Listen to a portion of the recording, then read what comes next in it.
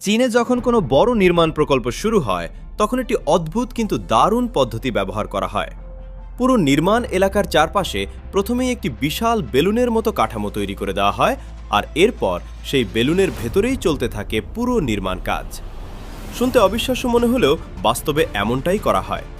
এই পদ্ধতির সবচেয়ে বড় সুবিধা হলো পরিবেশকে পরিষ্কার রাখা। নির্মাণের সময় যে ধুলা, মাটি, আবর্জনা আর বিভিন্ন ধরনের ময়লা তৈরি হয় সেগুলো বাইরে ছড়িয়ে পড়তে পারে না, ফলে আশেপাশের এলাকা থাকে অনেক বেশি পরিচ্ছন্ন।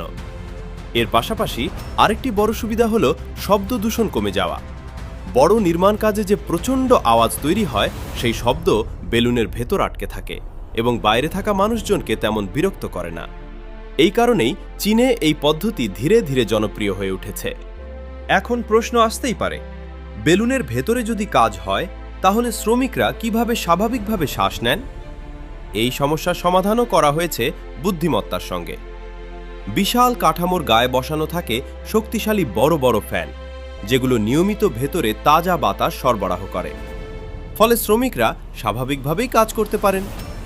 আর এই বেলুন কোনো সাধারণ আকারের নয়, এটি প্রায় 15 তলা ভবনের মতো উঁচু এবং 3টি ফুটবল মাঠের সমান প্রশস্ত। এত বড় জায়গার ভেতরে আবহাওয়া যেমনই হোক না কেন, বৃষ্টি, ঝড় কিংবা তীব্র রোদ নির্মাণ কাজে খুব একটা প্রভাব পড়ে না।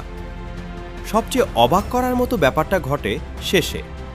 যখন পুরো নির্মাণ শেষ হয়ে যায় তখন সেই বিশাল বেলুন ধীরে ধীরে সরিয়ে নেওয়া হয়, আর বেলুন সরে যাওয়ার পর চোখের সামনে দেখা যায় একদম নতুন একটি ভবন, পরিষ্কার, ঝকঝকে, যেন এক মুহূর্তে তৈরি হয়ে গেছে।